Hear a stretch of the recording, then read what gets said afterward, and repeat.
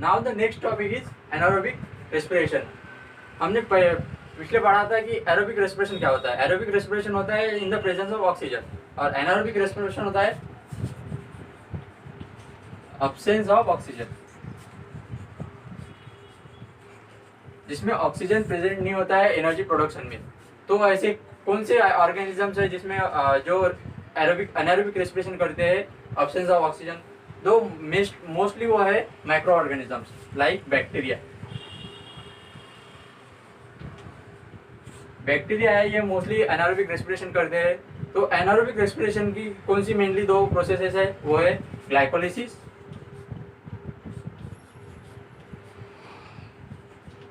And fermentation.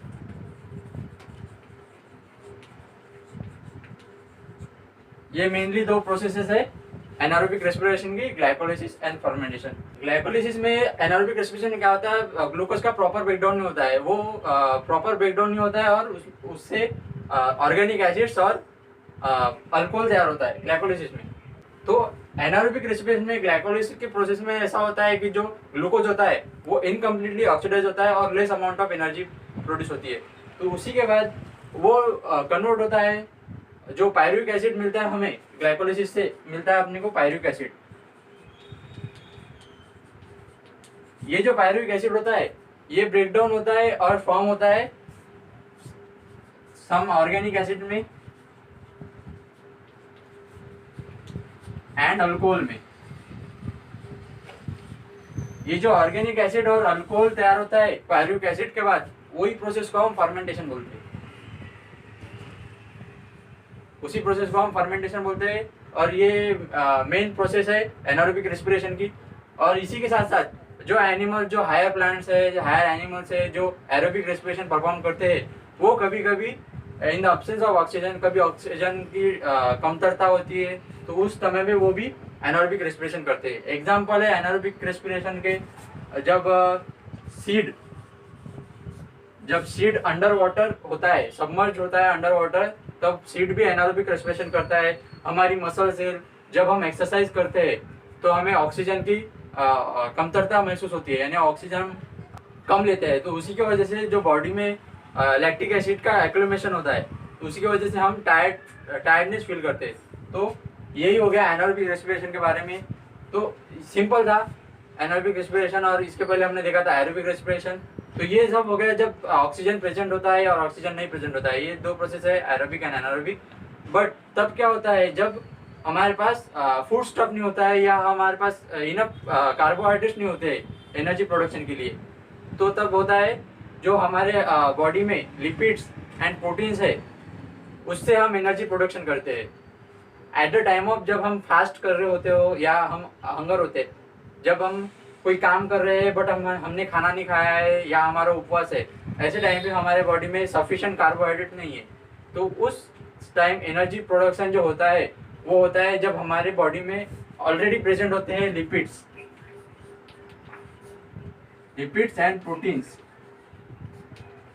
जो हमारी body में पहले से कुछ स्टोर किए रहते हैं।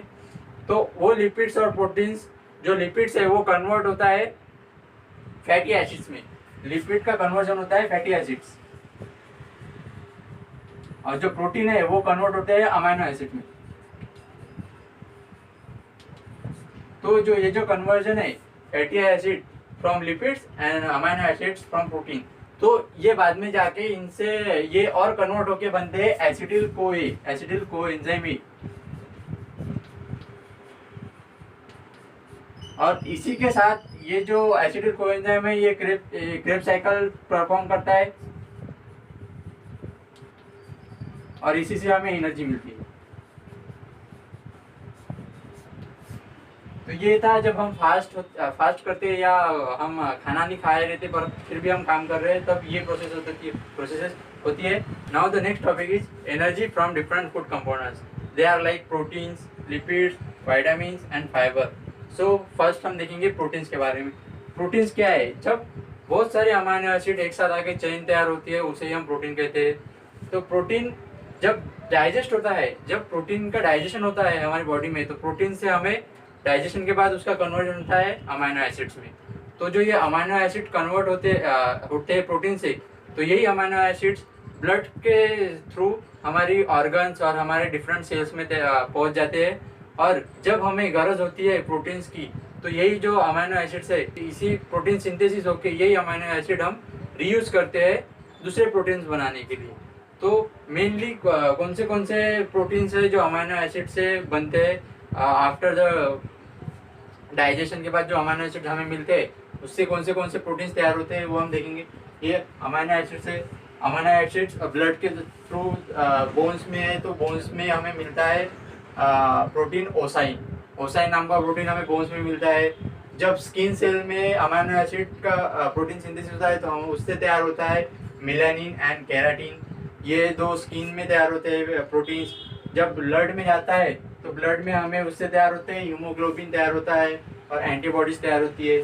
जब मसल में जाता है तो एक्टिन और मायोसिन, ये दो फाइबर फिलामेंट्स है जो हमारी मसल में प्रेजेंट होती है, तो वो तैयार होते हैं।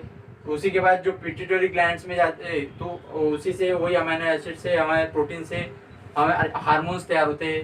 उसके बाद जब पैनक्रियाज में जब वो पैनक्रियाज सेल में जाता है तो उसके बाद दो हार्मोन है इंसुलिन ट्रिप्सिन, तो ये हार्मोन तैयार होते हैं। इंसुलिन ये डायबिटीज़ हार्मोन है जो डायबिटीज़ के टाइम यूज़ होता है। और उसके बाद जब वो अदर सेल्स में जाता है तो उसमें वेरियस प्रोटीन तैयार होता है, सेल मेम्ब्रेन प्रोटीन तैयार होते हैं, एंजाइम्स तैयार होते हैं।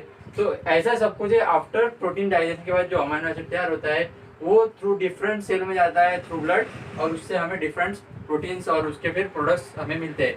तो नेक्स्ट है लिपिड्स। लिपिड्स क्या है? What is lipids? लिपिड ये एक स्पेशल केमिकल बॉन्ड है between fatty acids and alcohol. जब अल्कोहल और फैटी एसिड्स के बीच में स्पेशल केमिकल बॉन्ड फॉर्म होता है, उसी से लिपिड तैयार होता है। तो after the digestion of lipid, जब हम लिपिड का डाइजेशन करते हैं तो लिपिड के डाइजेशन से हमें क्या मिलता है? फैटी एसिड्स और अल्कोहल। मेनली तो हमें फैटी एसिड से मिलते हैं और अल्कोहल ये बाय प्रोडक्ट है। तो जो लिपिड्स होते हैं उससे हमें मिलता है फैटी एसिड्स, और ये फैटी एसिड बहुत सारे वेरियस चीज़ों के लिए हम इम्पोर्टेंट होते हैं। उसके लिए एग्जांपल है जब सेल हम जानते हैं सेल के ऊपर प्लाज्मा मेम्ब्रेन होती है। प्लाज्मा मेम्ब्रेन ये किस चीज़ की बनी है?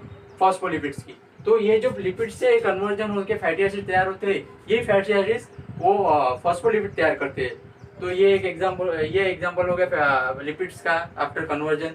और हमें 9 किलो कैलोरी पर एनर्जी मिलती है 1 ग्राम ऑफ लिपिड से। तो यही था लिपिड्स के बारे में। उसके बाद था वाइटामिन मेनली है 6 प्रकार के, ABCDEK।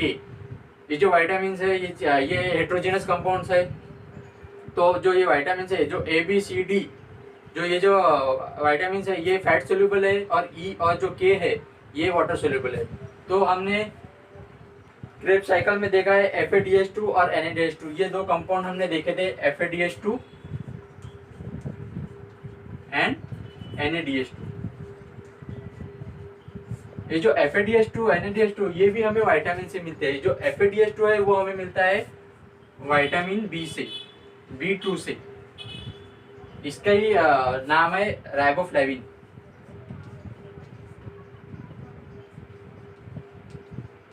और जो NADH2 है वो हमें मिलता है वाइटामिन B5 से। तो इसी का उसी बोलते हैं निकोटिनामाइड।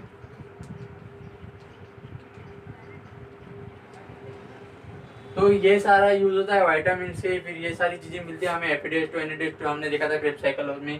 तो उसके बाद है फाइबर। तो फाइबर क्या करता है? फाइबर जो है वो हमारी बॉडी में खुद डाइजेस्ट नहीं होता, फाइबर हम डाइजेस्ट नहीं कर सकते, बट फाइबर जो है वो हमारे पास दो डिफरेंट फूड कंपोनेंट्स है, उन्हें डाइजेस्ट करने में हमारी मदद करता है फाइबर। और जो अनडाइजेस्टेड फूड है वो सेल के बाहर निकालने की में भी फाइबर जो है हमारी मदद करता है। इसके बाद है एक है वाटर। हमारे बॉडी में 75% हमारे बॉडी में वाटर है, हमारे सेल में 70% वाटर है। हमारा ब्लड है और प्लाज्मा एक ऑलमोस्ट अबाउट 90% ऑफ वाटर करता है। तो water is very important nutrient. अगर हमारी बॉडी में ज़रा सा भी वाटर की कमी हुई तो हमारा बॉडी बैलेंस डिस्टर्ब हो जाता है, हमारी सेल स्ट्रक्चर डिस्टर्ब हो जाता है। तो ये सारी चीज़ें थी जिनके हम energy from different food components मिल सकता है। Thank you.